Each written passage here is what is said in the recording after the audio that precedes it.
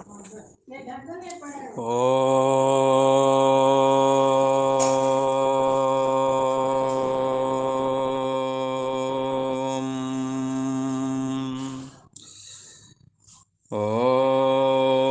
शान्ताकारं भुजगशयनं पद्मनाभं सुरेशं विश्वाधारं गगनसदृशं मेघवर्णं शुभांगं लक्ष्मीकान्तं कमलनयनं योगभिर्ध्यानगम्यं वन्दे विष्णुं भवभयहरं सर्वलोकैकनाथम्।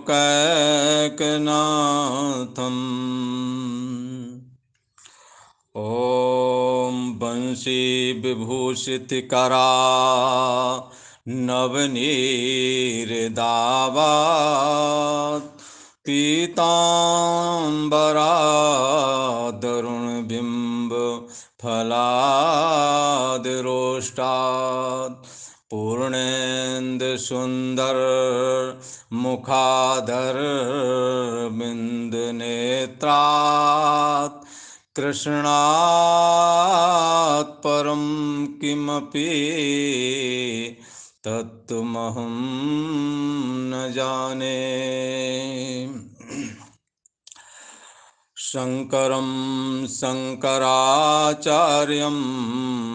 केशवं बादरायणं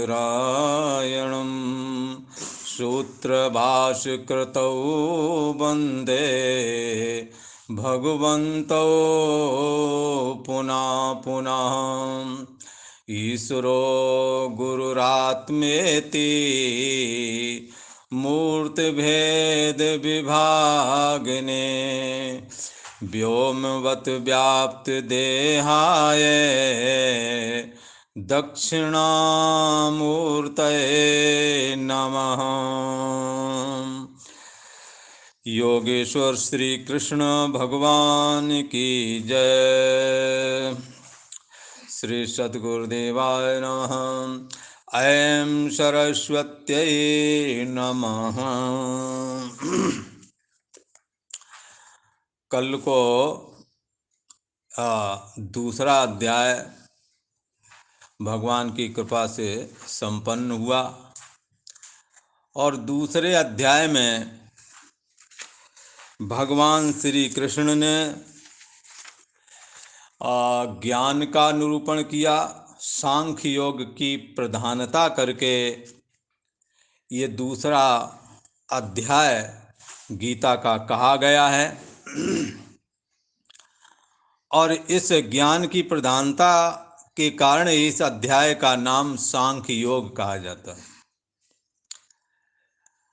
शुरुआती में 11वें श्लोक से लेकर के और 30वें श्लोक तक ज्ञान का निरूपण करते हुए 8-9 श्लोकों में लगभग स्वधर्म का निरूपण किया और स्वधर्म का निरूपण करते हुए भगवान श्री कृष्ण ने कर्मयोग की बुनियाद रखी, कर्मयोग का सिद्धांत प्रतिपादन किया 2 श्लोकों करके। कर्मण्येवाधिकारस्ते मां फलेषु कदाचन मां कर्म फल हेतुर्भूर्मा ते संगोस्त्व कर्मणि। और दूसरा है योगस्था कुरु कर्माणि संगम त्यक्त्वा धनंजय सिद्धि सिद्धयो समो भूत्वा समत्वम योग उच्यते। इस प्रकार करके भगवान श्री कृष्ण ने कर्मयोग का निरूपण किया और कर्मयोग का निरूपण करने के बाद में निष्काम और सकाम जो कर्म हैं उनके विषय में कथन किया। और उस कथन करते समय भगवान श्री कृष्ण ने एक जगह कहा, दूरेण हि वरम कर्म बुद्धि योगात् धनंजया बुद्धौ शरण मनवीक्ष कृपणा फल हेतवा। और एक और श्लोक बोला है, ये 49वां और 50वां श्लोक है दूसरे अध्याय का। तो दूसरा श्लोक जो बोला है वो ये बोला है, बुद्धि युक्तो जहाति है उबे सुकृत दुष्कृते तस्मात् योगाय युज्यस्य योगः कर्मसु कौशलम। कर्मयोग के निरूपण करते समय निष्काम कर्म और सकाम कर्मों की विवेचना के समय में ऐसा कहा। भगवान श्री कृष्ण कहते हैं कि बुद्धि योग, निष्काम कर्म योग, बुद्धि योग को निष्काम कर्म योग को एक ही बात। निष्काम कर्म योग से सकाम कर्म अत्यंत निकृष्ट हैं। इसलिए यहाँ पर इन्होंने कह दिया बुद्धि योगा कर्म दूरेण। बुद्धि योग का अर्थ भगवान ने यहाँ पर निष्काम कर्म योग से कहा, पर कई बार लोग बुद्धि योग का अर्थ ज्ञान योग भी कर लिया करते हैं। तो बुद्धि योगाद कर्म दूरेण और अवरम निम्न श्रेणी के हैं, और क्या कहते हैं सकाम कर्म ये निम्न स्तर के बता दिया। इसलिए क्या कहा, धनंजय बुद्धौ शरणम अन्विक्ष। इसलिए हे अर्जुन तुम बुद्धि के शरण में जाओ। तो भगवान के ऐसा कहने पर अर्जुन के दिमाग में ये आया, लगता है भगवान ये कहना चाहते हैं कि तुम ज्ञान की शरण में जाओ, क्योंकि बुद्धि ज्ञान परक होती है। इसलिए उन्हें ऐसा लगा भगवान मानो निष्काम वो कर्म की अपेक्षा ज्ञान को प्राथमिकता दे रहे हैं। इसलिए ये लगता है ऐसा कहना चाहते हैं कि तुम ज्ञान की शरण में जाओ, कर्म के पचड़े में ना पड़ो, ऐसा कुछ उन्हें लगा। तो फिर इसके बाद में कहा बुद्धि युक्तो जहाती उबे सुकृत दुष्कृते। बुद्धि की शरण में जाने वाला बुद्धि युक्त जो पुरुष है वो पाप और पुण्य इन दोनों का त्याग कर देता है, और कर्म की हों स्वरूपें चीने, और ज्ञान के द्वारा कर्म दग्ध हो जाता है। अहंकार के दग्ध होने से कर्म दग्ध हो जाता है, क्योंकि अहंकार में ही शुभ अशुभ कर्म रहते हैं। अहंकार को ज्ञान के द्वारा बाधित कर लें तो शुभ अशुभ कर्मों की निवृत्ति हो जाती है। ये बात ज्ञान के द्वारा, ज्ञान सुनने वाले सभी जानते हैं। लगता है अर्जुन के भी दिमाग में ये बात आई कि भगवान श्री कृष्ण ज्ञान के शरण में जाने को कह रहे हैं, जिससे शुभ अशुभ कर्मों की निवृत्ति हो जाएगी। पर वो बुद्धि योग के द्वारा कह रहे थे निष्काम कर्म योग को। बुद्धि योग के द्वारा कोई सांख्य योग का निरूपण नहीं कर रहे थे, बल्कि वह बुद्धि योग कह करके निष्काम कर्म योग को ही वो कथन कर रहे थे। लगता है शायद अर्जुन को ऐसा लगा कि भगवान श्री कृष्ण कर्म योग की अपेक्षा ज्ञान योग को ज़्यादा प्राथमिकता दे रहे हैं, इसलिए ये कर्म योग की बजाय ज्ञान में लगने के लिए कह रहे हैं। ऐसा कुछ उनके मन में आया। इसलिए बाद में कहते हैं तस्मात् योगा युज्यस योगा कर्मसु कौशलम। इसलिए तुम निष्काम कर्म योग में लग जाओ, क्योंकि योगा कर्मसु कौशलम, कर्मों के करने की कुशलता का नाम योग है। ऐसे कर्म करें कि कर्म हमें बांधे ना। तो उनको कुछ ऐसा कंफ्यूज हो रहा है। फिर बाद में कर्म की भी कहते हैं कि योगा कर्मसु कौशलम। तो उनका दिमाग ये निर्णय नहीं कर पा रहा है कि आखिर ये ज्ञान के लिए कह रहे हैं या कर्म करके निष्काम कर्म योग की ओर प्रेरित कर रहे हैं। कुछ ने संशय रहा। इस संशय को लेकर के अब ये जो तीसरा अध्याय है वो चालू होने वाला है। पर उनके दिमाग में पहला अध्याय जब भगवान श्री कृष्ण ने सुनाया है सांख्य योग वाला, तो उनके दिमाग में बाकी सब बातें समझ में आई होंगी लगता है। पर यहाँ कहीं उन्हें कन्फ्यूजन रहा कि आखिर ये कहना क्या चाहते हैं। ये कर्म को श्रेष्ठ बता रहे हैं अथवा ज्ञान को श्रेष्ठ बता रहे हैं, ये वो निर्णय नहीं कर पा रहे थे। लिहाजा ये तीसरा अध्याय चालू हुआ, और आज ये तीसरा अध्याय चालू करते हैं। ओम श्री परमात्मने नमः। अथ तृतीयो अध्यायः। अर्जुन उवाच। अर्जुन अब बोलते हैं, क्या बोलते हैं भगवान श्री कृष्ण से कहते हैं, हे भगवान, ज्यायसी चेत कर्मणस्ते मता बुद्धिर्जनार्दना तत् किं कर्मणि घोरे माम नियोजयसि केशवा। कहते हैं, हे जनार्दन, चेत ते कर्मण बुद्धि ज्यायसी। यदि आपको कर्म की अपेक्षा ज्ञान श्रेष्ठ लगता है, ठीक है, लगता है दूसरे अध्याय में भगवान श्री कृष्ण ने जो कर्म का, निष्काम कर्म योग का निरूपण किया और सांख्य योग का निरूपण किया, तो उन्हें ऐसा लगा कि शायद भगवान कर्म के लिए जोड़ ज्यादा दे रहे हैं और श्रेष्ठ ज्ञान को मान रहे हैं। कहीं ना कहीं ऐसा उनके दिमाग में आया। इसलिए भगवान श्री कृष्ण के प्रति अर्जुन कहते हैं, हे जनार्दना, चेत ते कर्मण बुद्धि ज्यायसी। हे जनार्दन, यदि आपको कर्म की अपेक्षा ज्ञान श्रेष्ठ मतः यानी मान्य है, तत्केशवा माम घोरे कर्मणि किम नियोजयसि। फिर हे केशव, हे केसी राक्षस को मारने वाले, हे कृष्ण, हे केशव, तो मुझे इस युद्ध रूप भयंकर कर्म में तुम क्यों लगा रहे हो? यदि तुम्हें ज्ञान ज्यादा श्रेष्ठ लगता है तो श्रेष्ठ जो आपको लगता है वो हमें भी बताओ। आप हमें कर्म में लगाना चाहते हैं और ज्ञान को श्रेष्ठ मानते हैं, मानो ऐसा उनके मन में है। यहाँ बोले नहीं, यहाँ तो केवल ये बोल रहे हैं, हे जनार्दन, यदि आपको कर्म की अपेक्षा ज्ञान श्रेष्ठ लगता है और आपको ये स्वीकार है कि ज्ञान श्रेष्ठ है, तो मुझे इस भयंकर कर्म में क्यों लगा रहे हैं? आप ज्ञान में ही लगा लो। ऐसी शंका भगवान श्री कृष्ण के प्रति अर्जुन रखते हैं। तो ज्ञान जो है, यहाँ पर ज्ञान शब्द करके क्या ग्रहण करना है? भगवान श्री कृष्ण से अर्जुन कहते हैं, आपको कर्म करके तो ये आप समझ लो शरीर, वाणी और मन से जो चेष्टा होती है उसी का नाम कर्म है।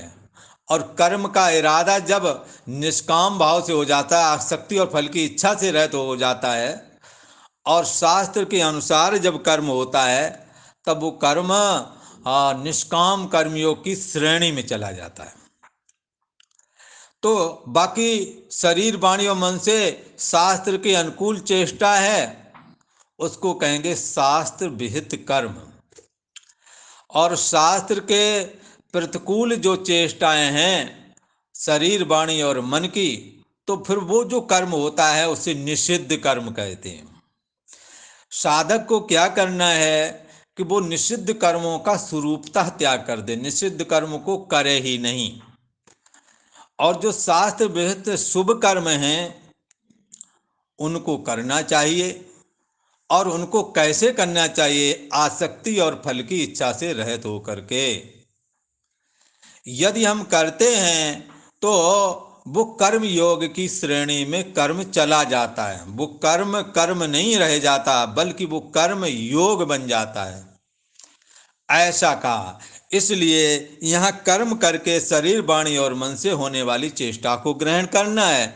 और उन चेष्टाओं में शास्त्र विहित चेष्टा ही गीता को अभिमत हैं।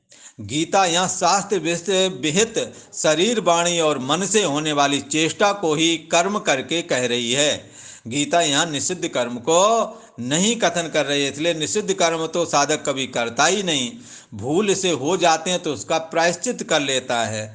शास्त्र सम्मत कर्म को जो करे शरीर, वाणी और मन से, और ईश्वर अर्पण कर दे, निष्काम भाव से करे, तो उसके वो कर्म नहीं, कर्म ही पूजा है, ऐसा हो जाता है उसके जीवन में। तो यहाँ कर्म करके शरीर, वाणी और मन की चेष्टा को ग्रहण करना है। और ज्ञान करके हमने क्या ग्रहण करना है? ज्ञान करके जो अनेकों प्रकार का इतिहास, भूगोल, साइंस आदि के ज्ञान को यहाँ नहीं कहा गया, भाषाओं के ज्ञान को भी नहीं कहा गया है।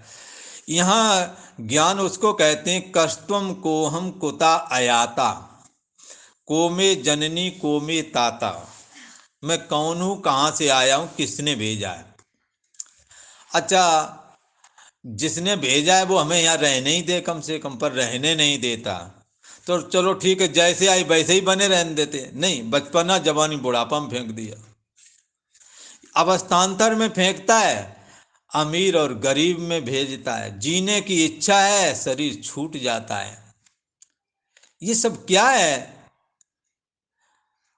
कस्तुम को हम कुता आया था, आए कहां से?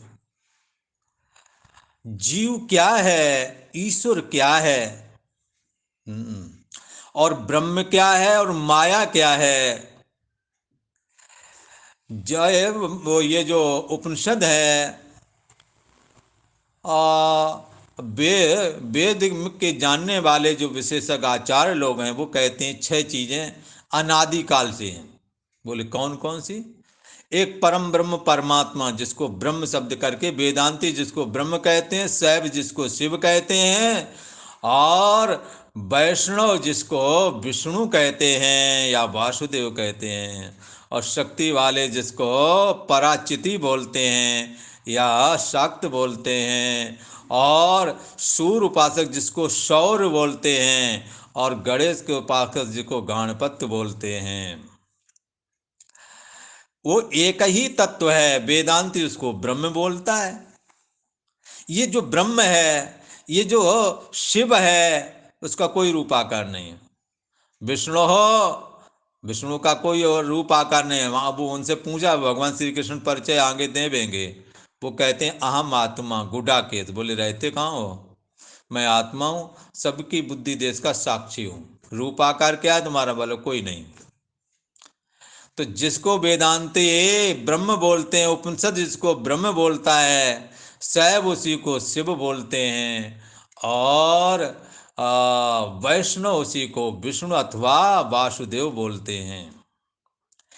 एक ही देव है, उसका नाम है ब्रह्म। वेदांत में उसको ब्रह्म शब्द करके कहते हैं। पुराण में शिव उपासकों के लिए उसी को शिव से निरूपण कर दिया, और वैष्णव उपासकों के लिए उसे वासुदेव करके पुराणों में कथन किया गया, और दुर्गा उपासकों को उसको शाक्त करके अथवा पराचिति करके, महाचिति पराचिति महामाया करके ऐसा करके निरूपण है। उसी परम ब्रह्म परमात्मा को जिसको वेद ब्रह्म कहते हैं वही है, वो अलग नहीं है। और इसी का जो जब इसमें माया आती है तो ये परम ब्रह्म परमात्मा ही ईश्वर हो जाता है। पहले ईश्वर की भी कल्पना नहीं थी। कल को निरूपण किया था कि माया ने आभास के द्वारा जीव ईश्वर बनाए हैं, न कि जीव ईश्वर हैं। तो कदाचित जो सुनने वाले हमारे श्रोता बंधु हैं उनसे अनुरोध है कि मैं ईश्वर का यहाँ निषेध नहीं कर रहा हूँ, पर ब्रह्म की दृष्टि से ईश्वर नहीं, जीव की दृष्टि से ईश्वर है। जीव परिच्छिन्न है और विषय भोगों में भटकता फिरता है। ईश्वर की कृपा से हाँ, ये विषयों की इसके अंदर जो तृष्णा है वो खत्म हो जाती है। ईश्वर का भजन किए बगैर जीव का कभी कल्याण नहीं हो सकता। इसलिए ईश्वर अपनी जगह है, जीव अपनी जगह है। जीव ईश्वर की उपासना करके चित्त शुद्धि करके गीता में प्रतिपाद्य जो परम ब्रह्म परमात्मा है उसको जान सकता है। इसलिए यहाँ ईश्वर का निषेध जीव की दृष्टि से नहीं, बल्कि ब्रह्म की दृष्टि से यदि देखा जाए तो ब्रह्म में माया की वजह से ईश्वर भाव है और मन की वजह से जीव भाव है। और यदि माया और मन दोनों ना हो तो ब्रह्म में ईश्वर और जीव भाव दोनों नहीं है। कदाचित ऐसा नहीं समझना कि ईश्वर नहीं तो जीव होवेगा। यदि नहीं है तो दोनों नहीं है, और हैं तो दोनों ही हैं। ब्रह्म की दृष्टि से कुछ नहीं है, जीव की दृष्टि से ईश्वर है। और ईश्वर की दृष्टि से उसकी अपनी दृष्टि पूछी गई, भाई तुम्हारी दृष्टि क्या है?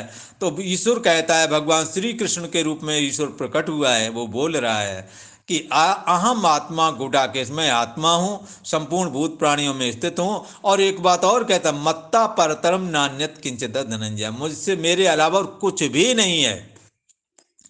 उसकी ऐसी सोच है। और जीव से पूछा तुम्हारी सोच क्या है?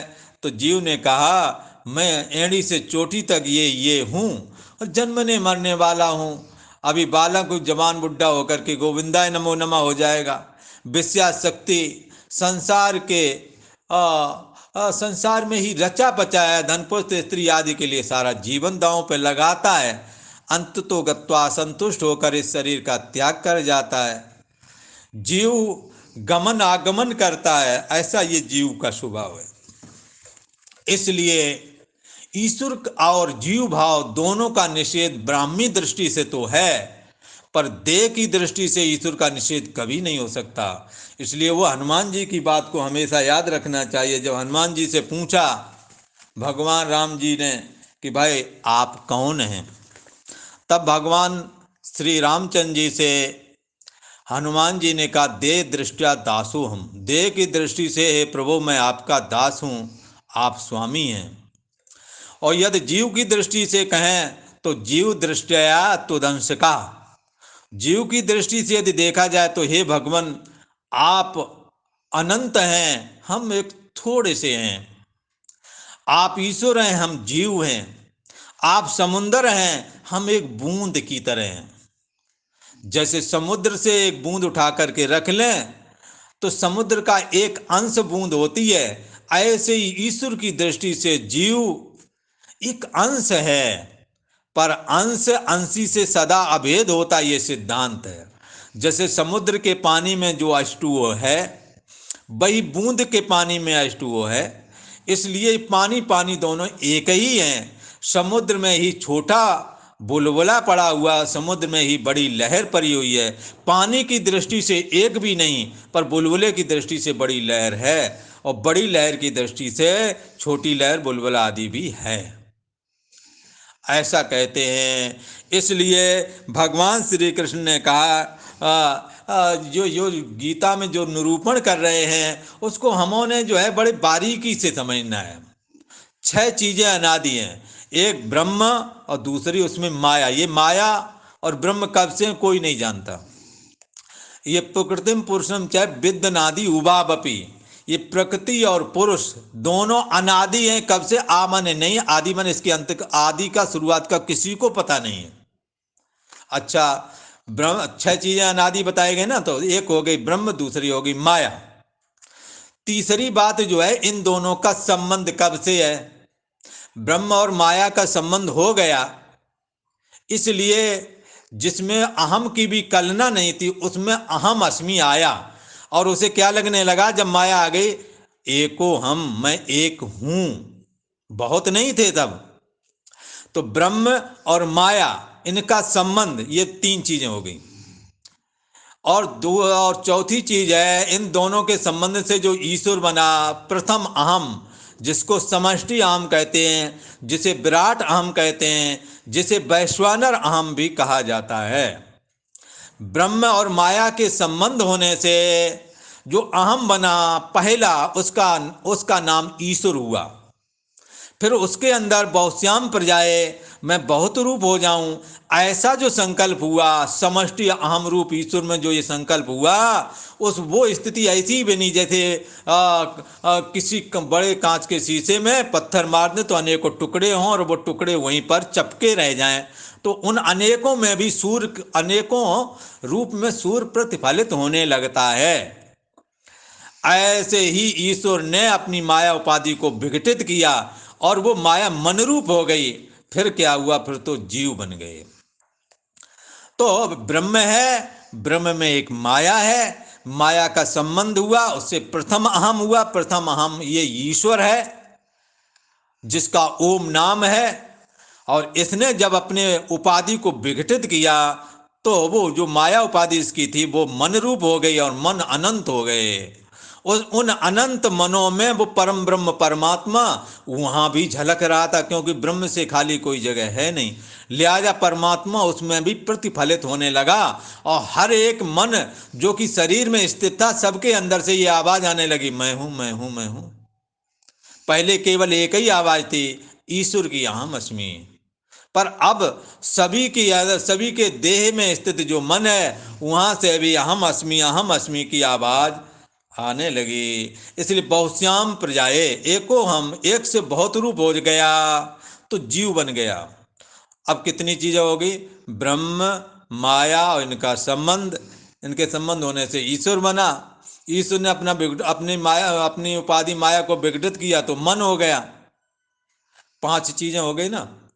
ब्रह्म माया और इनका संबंध, ईश्वर और जीव, और ईश्वर और जीव का भेद।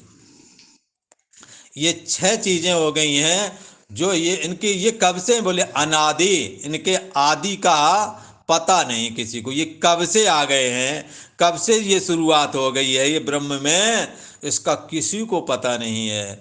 इसलिए 6 चीजें ये वेदांती ये उपनिषद प्रतिपाद्य परमात्मा का ज्ञान रखने वाले और वेद के मर्मज्ञ इन 6 चीजों को अनादि मानते हैं।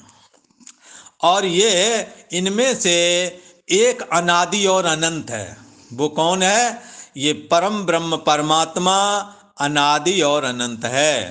पर उसमें रहने वाली जो माया है वो अनादि तो है, पर ब्रह्म ज्ञान के द्वारा, परमात्मा के दर्शन के द्वारा ये माया शांत हो जाती, खत्म हो जाती है। जीव भाव और ईश्वर भाव, कैवल्य निर्वाण को प्राप्त होने वाला जो कोई पुरुष है, जो परम ब्रह्म परमात्मा में अपने दृष्टा भाव को लय कर लेता है, उसके लिए ईश्वर और जीव भाव दोनों ही खत्म हो जाते हैं। उसके लिए संसार का अत्यंत अभाव हो जाता है। इसलिए ब्रह्म के अलावा जितने भी हैं वो अनादि तो हैं, पर शांत हैं, शांत हो जाते हैं, खत्म हो जाते हैं। पर ब्रह्म अनादि और अनंत है। ये इसके आदि का नहीं पता, न ही अंत का पता। पर बाकी 5 चीजें जो हैं, उनका अनादि तो आदि का तो पता नहीं, पर अंत का पता है। माया का अंत हो जाता है। भक्तों ने, ज्ञानियों ने माया का अंत पाया। जीव और ईश्वर का अंत हो जाता है। जीव अपना अंत कर ले, ईश्वर भाव खत्म हो जाएगा। क्योंकि ईश्वर की अपेक्षा जीव है, जीव की अपेक्षा ईश्वर है। बोले ये महाराज कैसी बात कही? अरे भाई, स्त्री ना हो तो तुम पुरुष अपने को कहोगे क्या? बताओ। तुम पुरुष इसलिए बोलते हो क्यों कहीं ना कहीं स्त्री है, और स्त्री है इसलिए वो बोल सकती है क्योंकि कहीं पुरुष है। अगर एक ही हो तो ये बोलना कहाँ बनेगा? इसलिए जीव भाव के दग्ध करते ईश्वर भाव और जीव भाव दोनों ही कैवल्य निर्वाण को प्राप्त होने वाले के लिए दोनों भाव ही अंत वाले हो जाते हैं, खत्म हो जाते हैं। तो ये ब्रह्म अनादि और अनंत है, इसका अंत नहीं मिलता, पर माया का अंत मिलता है, जीव का अंत मिलता है, ईश्वर का अंत मिलता है। ईश्वर भी महाप्रलय में अपनी उपाधि त्याग करके निर्गुण निराकार हो जाता है, अंत मिल जाता है। पर ब्रह्म का अंत नहीं मिलता। कौन सा ब्रह्म? जो तुम्हारी बुद्धि देश का साक्षी है, जिसने तुम्हारे सोने जागने को भी जाना, जो तुम्हारी मृत्यु को भी जानेगा। ये जो साक्षी आत्मा है, ये जो ब्रह्म है, जो सत्तात्मक है, जिसकी चैतन्यता का कभी अभाव नहीं हुआ, जिसकी प्रियता में किसी प्रकार की तब्दीली नहीं आती, ये सच्चिदानंद ब्रह्म जो तुम्हारी बुद्धि देश का साक्षी है, ये अनादि और अनंत है। पर बाकी जितने भी हैं वो अनादि तो हैं, पर अंत वाले हैं, अनंत नहीं है। इसलिए माया का अंत होता है, ईश्वर का अंत होता है, जीव का अंत होता है, और जीव ईश्वर के भेद का भी अंत हो जाता है। रामायण में एक जगह आता है कि जो सबके उर रहे ज्ञान एक रस, ईश्वर जीव कहो भेद कस। ईश्वर और जीव का भेद तभी तक है जब तक ये गीता का दुर्लभ ब्रह्म ज्ञान आपके हृदय में प्राप्त नहीं हुआ है। हृदय में यदि ये ज्ञान आ गया है तो ईश्वर और जीव की भेद की कल्पना खत्म हो जाती है। ईश्वर हमारे में है, हमारे ईश्वर के अंदर मैं निवास करता हूँ और ईश्वर हमारे अंदर निवास करता है। एक बार एक विदेश से एक आए थे, उन्होंने कहा, एक पुराने संत थे, उन्होंने कहा तुम्हारे पादरी ने क्या बताया? उन्होंने कहा गॉड तुम्हारे साथ है। बोले अच्छा ये बताया, तो अब वो जाकर के उसको हमारी तरफ से बता देना जाकर के कि हम ईश्वर के साथ हैं। ईश्वर तो हमारे साथ है ही हमेशा, हम भी ईश्वर के साथ सदा है, कभी भी ईश्वर हमारा साथ छोड़ नहीं सकता। मैं ईश्वर से अलग होकर के रह नहीं सकता। जैसे ईश्वर हमारे साथ हमेशा है, मैं ईश्वर के साथ सदा हूँ। हमारा मन ना हो तो ईश्वर कैसे अहम अस्मि बोलेगा यहाँ इस देह में आकर के? तो जैसे ईश्वर हमारे साथ है वैसे हम भी ईश्वर के साथ हैं। इस करके ईश्वर ब्रह्म माया संबंध जीव ईश्वर भेद, ये 6 चीजें अनादि हैं। 6 चीजों में 5 चीजें अनादि और अंत वाली हैं, पर ये परम ब्रह्म परमात्मा अनादि और अनंत है। इसी को शिव पुराण में शिव भी बोला जाता है। वैष्णव पुराण जो वैष्णव उपासक हैं, विष्णु पुराण है, भागवत आदि है, तो इसको भगवान वासुदेव करके निरूपण किया जाता है। और शक्ति पुराण में ये तंत्र त्रिपुरा रहस्य आदि है, देवी भागवत आदि है, इनमें शाक्त करके पराचिति करके महाचिति करके इसका निरूपण होता है। इसी ब्रह्म का जिसको वेद ब्रह्म बोलते हैं, और इसी का गणेश में गणपति करके और सूर्य में सौर करके इसका निरूपण होता है। तो इस प्रकार से ये वेदांत, ये उपनिषदों में प्रतिपादित जो परम ब्रह्म परमात्मा है, जो माया को स्वीकार करते ही एको हम वाला हो जाता है, उसका नाम ओम होता है। ये शिव के रूप में जहाँ निरूपण शिवपुराण में होता है, ये ओम का ही है, इसलिए ओम नमः शिवाय।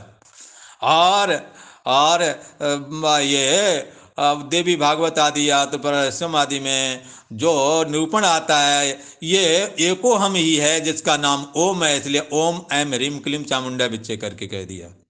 तो इस प्रकार से देवी के रूप में भी एको हम परम ब्रह्म परमात्मा में जब माया आई, माया से जो एक अहम बना उसका नाम ईश्वर है। वो ईश्वर ही जिसका कोई रूप आकार नहीं, उसका ओम नाम है, वो जाकर के देवी के रूप में भी प्रकट हुआ, इसलिए ओम वहां भी लगा, ओम ऐम ह्रीम क्लीम चामुंडा बिच्चे।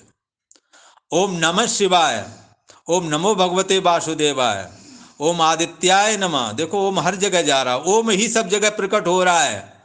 ये ओम क्लीम कृष्णाय नमः, ये ओम ही श्री कृष्ण के रूप में बोल रहा है। साक्षात परम ब्रह्म परमात्मा श्री कृष्ण का विग्रह धारण करके हम लोगों की कल्याण की इच्छा रख करके यहाँ पर उपदेश करने में लगा पड़ा है।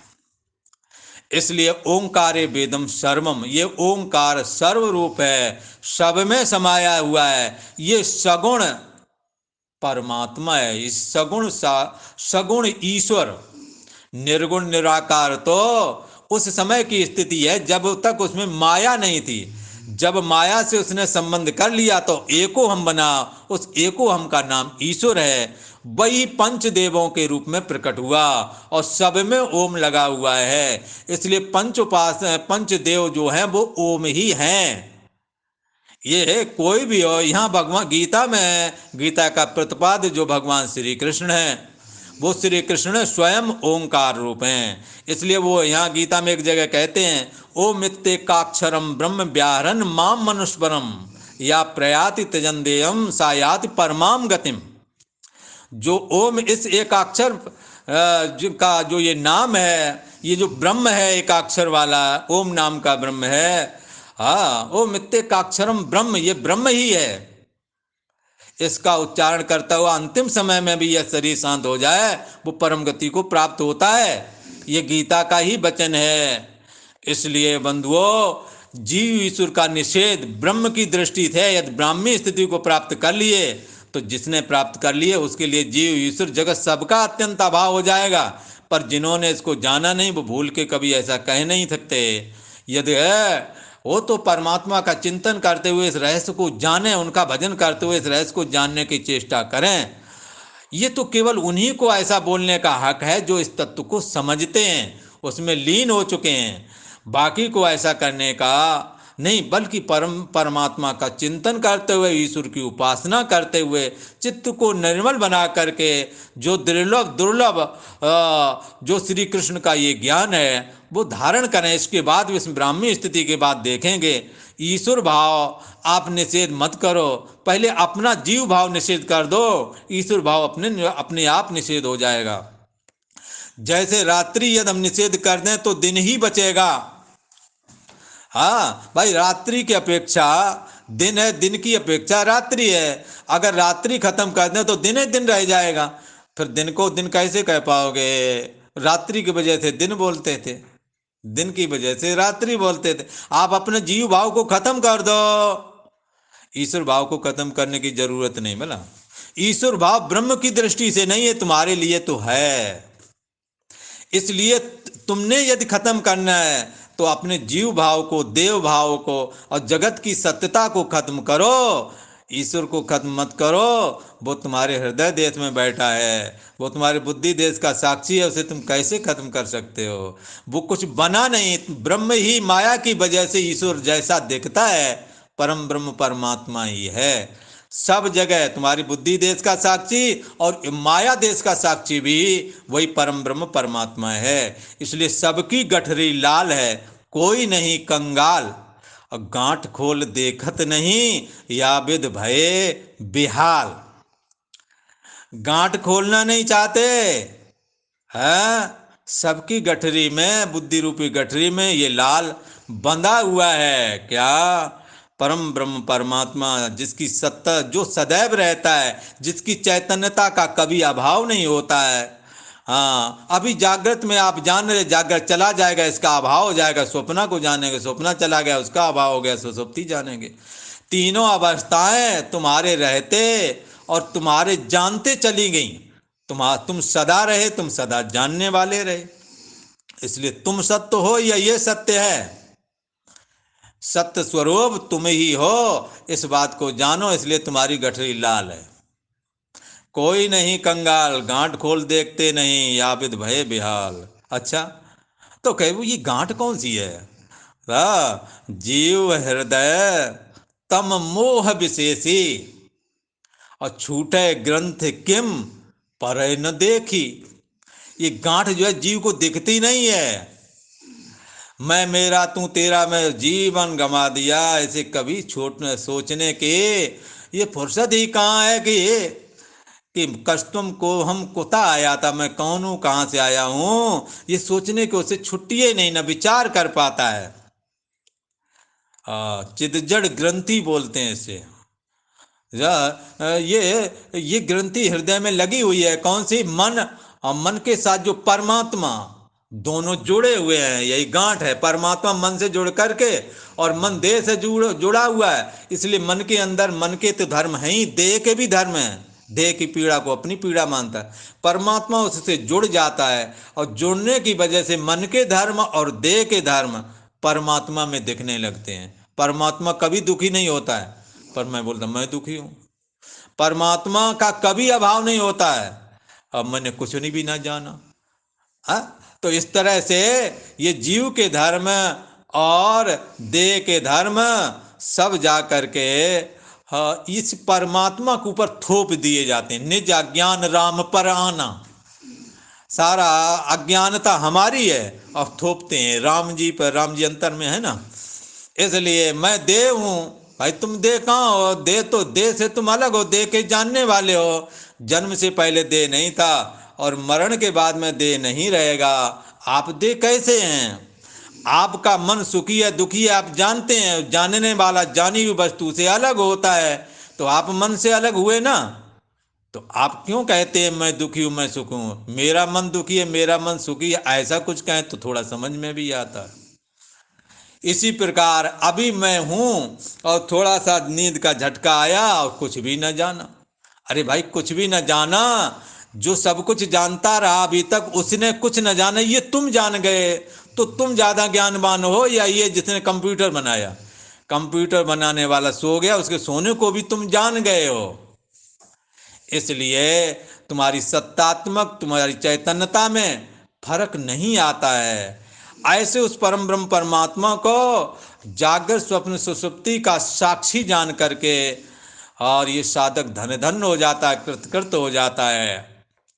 इसलिए उन्होंने कहा कि जागृत स्वप्न सुसुप्तिषु प्रपंच यत प्रकाशते है। जागृत स्वप्न और सुसुप्ति का प्रपंच जिसके द्वारा प्रकाशित किया जाता है, तद ब्रह्माहम, वो ब्रह्म है और वो मैं हूं ऐसा जानना चाहिए। तद ब्रह्माहम इति ज्ञात्वा सर्वबंधई प्रमुच्यते। वो ब्रह्म है और वो ब्रह्म मैं ही हूं ऐसा जान लेने से वो सारे बंधन से मुक्ति प्राप्त कर लेता है। अर्थात फिर उसकी दृष्टि में जीव भाव नहीं रहेगा, ना ही ईश्वर भाव रहेगा, और ना ही उसकी नज़र में माया रहेगी, और ना ही इनका भेद रहेगा, ना ही जगत की सत्यता रह जाएगी। ऐसे साधक की दृष्टि में जीव और ईश्वर, ईश्वर का ही अभाव नहीं बल्कि जीव और ईश्वर दोनों का अभाव, माया का अभाव, जगत की सत्यता की भ्रांति भी खत्म हो जाती है। तो ब्राह्मी स्थिति में जाने के बाद ये संभव है। कदाचित ये सुन करके साधन भजन में ढिलाई, अथवा मैं ही सबसे ऊंचा हूँ, ये तो ऐसा पार दिमाग में मत पाल लेना। हो तो तुम सबसे ऊंचे, पर सबसे ऊंचे वाले में यदि तुम अपनी मैं को रखो, और मैं तुम्हारी रुकी हुई देह में, मन में, विषय पदार्थों में बात करते हो तुम ईश्वर की। अरे ऐसा नहीं करना है। हमने ईश्वर के हो सदैव प्रणाम करना है। ब्रह्म ज्ञान होने के बाद में भी गुरुओं ने एक सावधानी बताई, तुम्हें ब्रह्म ज्ञान हो गया है तो भी गुरु, शास्त्र और ईश्वर तीनों का आदर करते रहना। किसी न जानने के बाले के पास ऐसा मत कह देना जाकर के ईश्वर नहीं है, जीव नहीं है।